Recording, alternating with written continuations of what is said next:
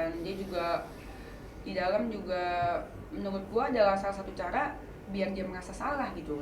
Karena yang menurut gua dari tatapan mukanya itu nggak ada perasaan salah.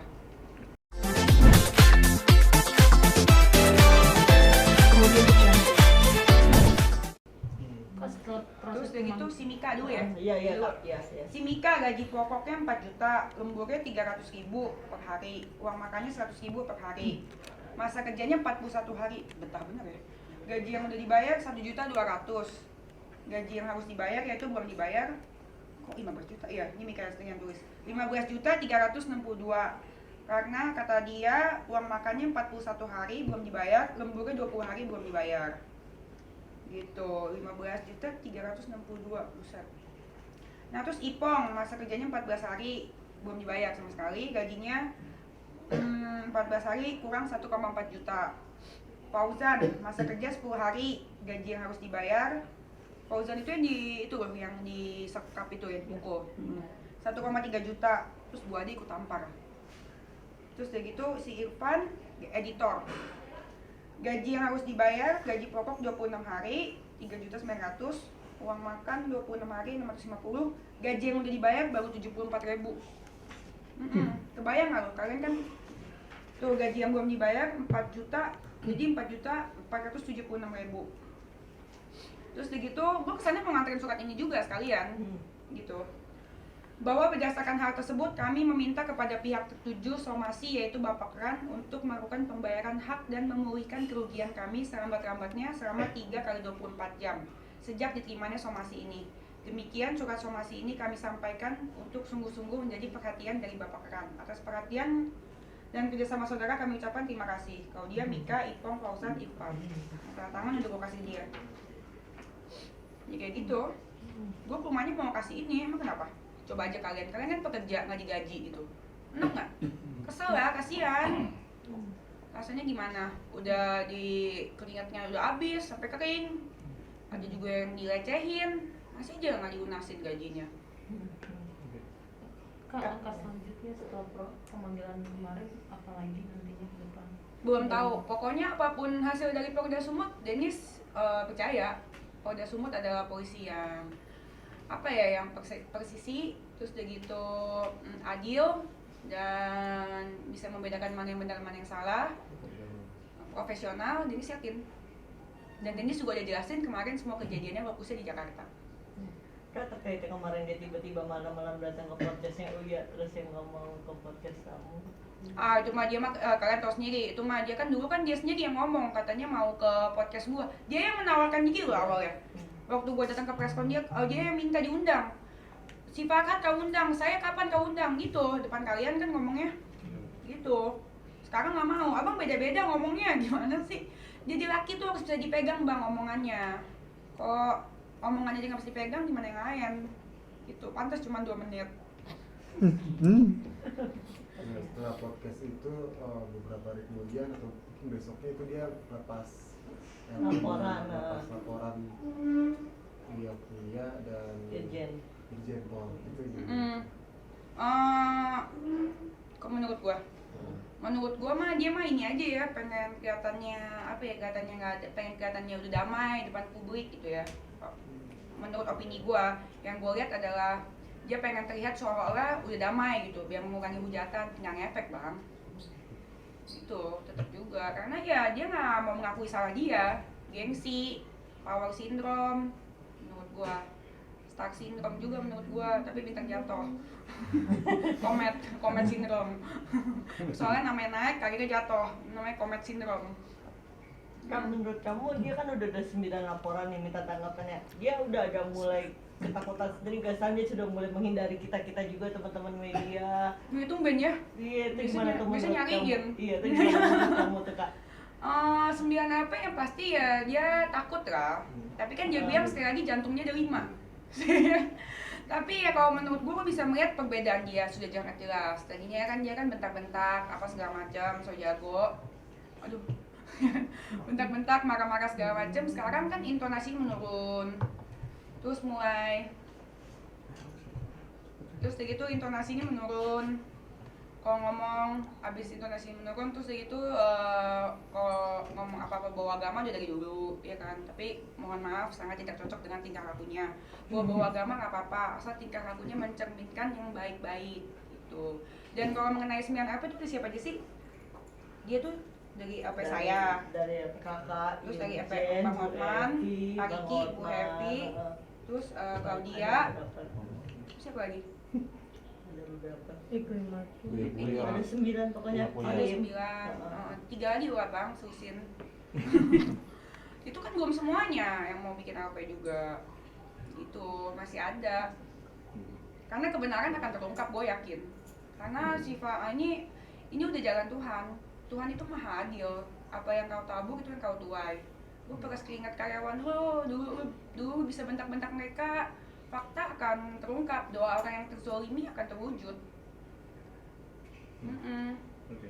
Kak Denis, sedikit tuh mungkin tanggapan soal kemarin MZ yang udah sidang kemarin. Iya, gue tuh harusnya datang untuk situ. Kan itu kan sidang terbuka. Oh. Iya, harusnya gue datang. Tapi kan gue ke Medan memenuhi laporan dari Bang Kasman. Tanggapan gue di situ itu dia pakai makeup artist ya, dandan tuh situ ya. Kayaknya bahagia ya, mungkin cocok ya. Ini kayaknya dandan tuh terus gitu.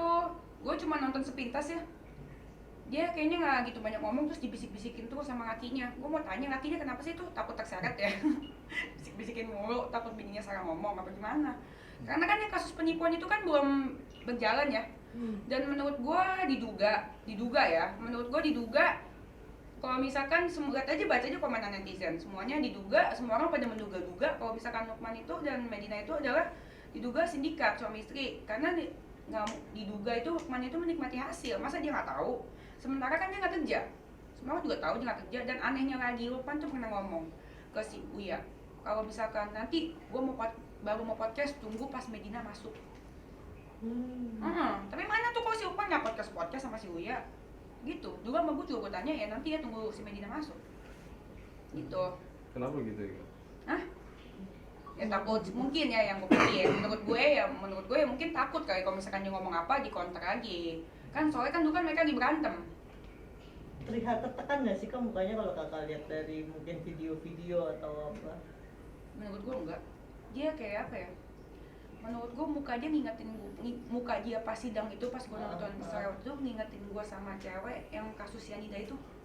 Mirna, Kayaknya Jessica Bongso. nggak ada perasaan bersalah gitu mukanya, iya apa, lempeng gitu, nggak ada perasaan bersalah, beda lah gitu. Jadi gue nggak kasihan sih. Tapi kemarin MZ sempat memeluk Kak Uci. Ya iya, soalnya kan sama yang laporan yang paling penting kan Kak Uci gitu. Jadi dia ya gitulah, kan akhirnya juga pasti baik-baikin Kak Uci. Ada obrolan nggak soal meluk MZ dengan Kak Uci? Ngomong, katanya salaman sama peluk, terus aku tanya sama Kak Uci, tapi Kak Uci udah cuci tangan kan habis itu, dia udah kata dia. Jadi gue gak khawatir gitu. Tapi kalau misalkan memaafkan ya pasti gue yakin Kak Uci memaafkan. Cuman kan proses hukum tetap berjalan. Menurut gue kalau misalkan mereka benar memaafkan dan pengen Medina menjadi lebih baik, satu-satunya cara adalah ya maafkan dengan dari hati, tapi proses hukum tetap berjalan agar dia mendapat efek jerak. Gitu. Nah ini kan artinya juga akan ada kasus-kasus lain gitu, ini kan masih baru terbuka. Ya kasus sama Uci doang akan ada. Iya, ini kan yang pengancaman kan yang kemarin sidang itu kan, yang penipuan kan belum. Makanya nanti yang pas saat penipuan itu akan terlihat siapa aja orang yang terlibat, siapa aja menikmati hasil, apakah lakinya yang diduga menikmati hasil itu ikut-ikutan atau enggak, dan siapa aja yang menerima aliran dana, itu semua akan terungkap. Jadi ini baru permulaan buat Medina, bukan akhir. Menurut gua. Tapi Kak Denis bicara sebagai wanita ke wanita, Kak Denis melihat MZ sendiri ada rasa iba nggak sih Kak? Enggak. Karena bukan iba ya, iba enggak. Memang dia udah harus dikasih efek jerak. Kalau misalkan dia nggak dikasih efek jerak, akan ada korban lain. Terbukti dari yang dulu, dia kan nggak dapat efek jerak, belum. Karena kan kepolisian butuh proses pastinya. Nggak kayak tahu bulat ya, goreng dadakan. Jadi semua butuh proses, dan dia juga di dalam juga menurut gua adalah salah satu cara biar dia merasa salah gitu. Karena yang menurut gua dari tatapan mukanya itu nggak ada perasaan salah. bisa dibedain ya orang yang bener merasa salah, orang yang enggak, bisa dibedain. Lagi? Oke, cukup kok. Teman? Cukup? Oke. Oke. Pesan buat siap. Rasman. Ya, terakhir pesan. Pesan buat Bang Rasman ya Bang, tetap semangat, tetap apa? Utang. Hah? Bayar utang. Iya tetap semangat, bayar utang, bukan utang dong, itu nanti akan ada jadi invoice. Gue sekarang lagi ngumpulin rekapannya. Yang gue inget tuh tiket 18 juta, dugaan ucok 2,5 atau 2,8 sih? 2,8. Terus udah gitu apalagi tuh kemarin gue makan di restoran bintang 2 jutaan. Terus udah gitu makan bihun bebek berapa ya? 1,4 dari 1,3 gitu lagi dikumpulin rekapannya. Terus minum Starbucks kemarin 120.000. Total. Aduh, nanti belum ditotalin lagi dikumpulin invoice-nya. Iya kan? Udah gitu apa lagi tuh ya? Bensin nanti coba deh gue hitung. Oh iya. Iya bener. Iya, Bensin bener, tol. bener, sama mobil apa? Bensin tol. Iya bensin tol, ya itol, ya bener. Untung ingetin, makasih ya. Oh iya sama. Parkir. Apa? Parkir. Parkir, terus gue lagi itu beli bawa pulang ini apa, bawa meranti buat emak gue segala macam. Emak gue kan terkena dampak juga stres tuh, karena dia juga kan. Benar, iya. Semua dilipat. Iya benar. Itu semua kan Abang Rasman, karena mulutnya terlalu frontal. Terus kemarin ditanya sama media sana, apakah ada niat damai? Nggak ada, sama sekali nggak ada, karena dia melecehkan wanita. Gitu. Makanya sebenarnya kalau misalkan Rasman ya, kalau misalkan dia tidak melecehkan wanita, dia nggak jahat gitu sifatnya gitu, nggak nindas yang lemah, dia bayar gaji karyawan, sebenarnya dia tuh menurut gua dia nggak cocok jadi pengacara, cocoknya jadi ini aja, selebgram gitu kan. Selebgram, kan siapa tahu Bang Rasman bisa kayak gue, dulu kan gue dibenci, terus sekarang dipuji, siapa tahu dia bisa begitu. Nah dia cocok tuh jadi brand ambassador, menurut gue ya, dia cocok jadi brand ambassador baju-baju KW, ya kan. Laku kali, kemarin aja kan udah gak pakai banyak yang beli, gue aja sampai ikutan beli. Iya, terus kayak gitu tisu magic juga. Iya kan, obat kuat gitu-gitu laku loh. Karena dia sebenarnya apa yang dia ngomong lucu gitu kan, dengan kepedean dia. Ya lucu aja gitu, bukan pede lagi. Dia psikogo kan muka tembok. Iya. Ini ibarat kata ya, bukan kata yang digeger otak ya, ibarat kata ya. Ibarat kata kalau misalnya gue kan muka tembok atau malu, dia mah udah muka tembok, udah kebentuk tembok kali. Bentuk tembok udah kayak nggak sadar ngomongnya, menurut saya gitu. Jadi semua hal disangkal-sangkal sama dia. Tapi kan apa yang saya ngomong kan benar kan, kebanyakan yang itu yang kemarin Aisyah bukan namanya. Nah dia nggak jawab pada mana itu sih. Pokoknya yang ke Bali sama dia naik bisnis berdua si Aisyah aja. Kemarin dibawa tuh kali 15. Iya, oh ya? Iya. Bu Ade kasihan ya, padahal dia kan dulu katanya pengen sayang sama Bu Ade. Emang Bang Rasman mah hebat, setia banget sama Bu Ade. Sampai pergi ke Balinya sama Aisyah. Kalau uangnya nggak balik gimana tuh? Apa? Kak Denis, kalau uang Uangnya yang nggak balik. itu Tidak balik. nggak dibalikin sama Bang Rasman. Nggak dibalikin. Waduh, kayaknya somasi kali ya? Somasi lagi. Somasi lagi, ya dia kan sering somasi orang. Ini namanya apa ya, azab somasi kah? Cuma karma somasi atau apa gitu. Ya dia harus aja mempertanggungjawabkan apa yang dilakukan, jangan kebiasaan. Soalnya dia tuh udah dibiarkan hidup terlalu lama menindas orang, maki-maki orang gitu. Ini adalah sekarang saatnya dia membayar karmanya itu. Dibayar cash sama yang di atas, sama konten sama gue. Nah, terakhir apa sih contoh pertanyaan dari Polda Sumut? Salah satunya mungkin yang kakak ingat atau yang bisa. Yang gue inget yang somasinya dijadiin bungkus gorengan.